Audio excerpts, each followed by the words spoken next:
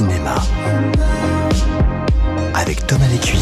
Avec Thomas Lécuyer, on parcourt la Suisse romande, par Mons et par Vaud ce matin pour parler 7e art, pour parler cinéma, avec Nicolas Wilmer tout à l'heure qui nous a parlé du City Club de Puy. Et je demandais à Camille Huguen si elle connaissait le City Club de Puy. Elle m'a dit que oui, et puis ils se connaissent en plus très très bien. Donc c'est une petite famille le cinéma en Suisse romande en fait, c'est ça ? Ah oui, ou une grande minuscule famille. Une grande minuscule famille, effectivement. On se connaît, c'est vrai, un peu tous, on participe toutes et tous aux mêmes événements, ouais. Et puis ça crée des liens. Et surtout, il ne faut pas oublier que ça reste une industrie aussi, et c'est comme un marché de fruits et légumes où il y a des préférences et des affinités qui se font avec les gens, et c'est comme ça que ça marche. Voilà, en tous les cas, merci à tous les deux d'être là ce matin. Donc on va faire un petit tour à Fribourg maintenant, mon cher Thomas, avec Camille. La 33e édition du FIF commence le 15 mars et aura lieu jusqu'au 24 mars. Alors vous êtes en charge de Planète Cinéma, le programme scolaire du FIF, Camille, qui propose aux élèves et étudiants de tous âges d'assister à des projections de films spécialement sélectionnés pour elles et en général rarement diffusés. Ça leur permet de faire découvrir la diversité de la culture cinématographique internationale. Est-ce que le cinéma à Fribourg sonne comme une invitation au voyage ? Ah oui, et puis depuis sa création en 1980, où c'était vraiment des ONG qui se sont mis ensemble pour pouvoir proposer des cinémas dits à l'époque du Sud.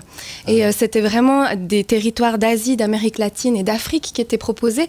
Ils auraient très bien pu se tourner vers un médium comme la sculpture, mais c'était plus facile de se tourner vers le cinéma parce que les copies étaient déjà sous-titrées à Paris, et c'était vraiment dans une volonté de montrer une culture différente, montrer l'altérité et surtout montrer des films qui étaient faits par les gens sur place, ce qui n'était pas forcément le cas à l'époque. Oui, c'est inscrit dans l'ADN du festival, oui. cette envie d'aller explorer des territoires moins connus du 7e art. Cette année, par exemple, vous proposez un focus sur la Macédoine du Nord, tandis que l'actrice iranienne Golshifteh Farahani présentera une section diaspora dédiée à l'Iran. Oui. Plus qu'un voyage, est-ce que le cinéma permet aussi, en tout cas à Fribourg, de faire un état des lieux du monde ?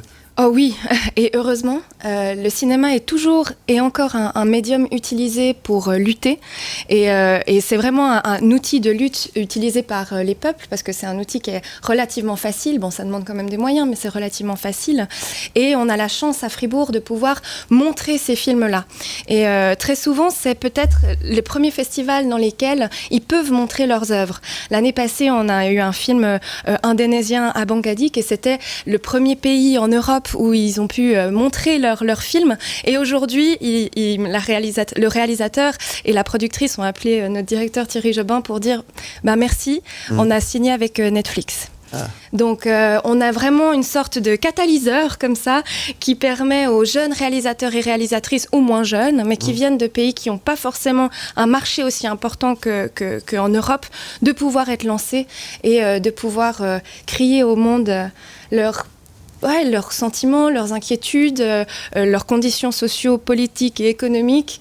Et je pense que c'est extrêmement important aujourd'hui de valoriser ce genre de cinéma, parce qu'il y a des endroits dans le monde où ça se passe beaucoup moins bien qu'en Suisse. Et vous faites venir des équipes en Suisse, justement ? Oui, on essaye à chaque fois. Ça permet des rencontres Oui, en tout cas pour les deux compétitions internationales, pour les longs métrages et les courts métrages, on essaye d'inviter les réalisateurs et réalisatrices, et on essaye de les faire interagir le plus possible avec le public. Vous parliez des scolaires avant, on aura une très très belle rencontre entre le réalisateur de Inch'Allah A Boy, qui viendra le matin rencontrer les scolaires. Donc voilà, c'est des moments d'échange vraiment particuliers, magiques, de deux cultures différentes, d'âges différents, de réalités de vie différentes, et c'est très important de pouvoir les diffuser.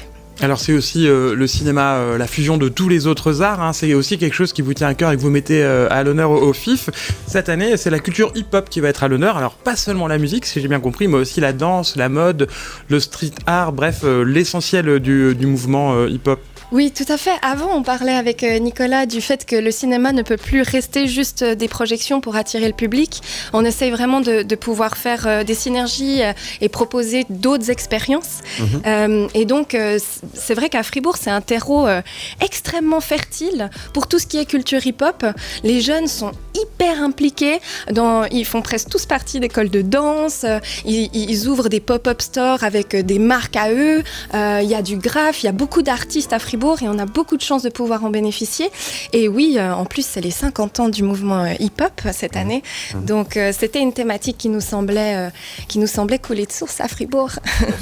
Et puis alors, vous êtes aussi, vous proposez aussi au public de choisir une partie de la programmation. Vous faites voter le public qui a par exemple pu choisir les films d'une section. 50 classiques du cinéma hip-hop ont été soumis au vote. Alors le public a retenu Ghost Dog, Do the Right Thing de Spike Lee, 8 Miles avec Eminem de Curtis Hanson, La Haine de Mathieu Kassovitz.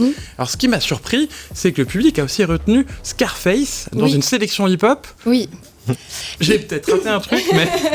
En fait, on a proposé Scarface aussi parce qu'il n'est pas forcément hip-hop, mais en tout cas, il a pu inspirer la suite de la culture hip-hop, de vraiment ces minorités qui se battent pour pouvoir atteindre des privilèges réservés à une élite blanche, américaine à l'époque, masculine. Et on est vraiment dans Tony Montana qui veut s'en sortir et qui met tout en œuvre pour pouvoir accéder à cette richesse qui appartenait que à cette élite que j'ai mentionnée avant. Belle idée du cinéma, Dakar. Ouais. Voilà. Scarface fête ses 40 ans cette année d'ailleurs. Je vous invite à revoir ce chef-d'œuvre incroyable Absolument. avec Al Pacino dans le rôle de Tony Montana. Si je résume bien, le public fait une partie de la programmation. Michel Gondry fait aussi une partie de la programmation puisqu'il va proposer un itinéraire cinématographique avec une sélection de films. Du coup, vous, il vous reste... Quoi ? Vous avez moins de boulot à faire. C'est malin. On se la coule douce. Non. Vous pouvez apprécier comme ça. Goldship Farali aussi fait un peu la prog. Vous faites bosser les invités, quoi. Absolument. On ne fait rien à Fribourg. Non, on a une centaine de films. Là, actuellement, on a 100 films pile au festival. Moi, je fais partie de la commission de sélection pour les longs métrages. Et c'est vrai qu'on est environ 7 personnes à choisir les films des longs métrages. Je fais aussi partie de la programmation pour les écoles. Et puis après, il y a tout ce qui est les rencontres, les Q&A, les présentations, les moments de gourmandise aussi, parce qu'on continue un repas, un film dans la ville de Fribourg, qui est une ville assez gastronomique et gourmande.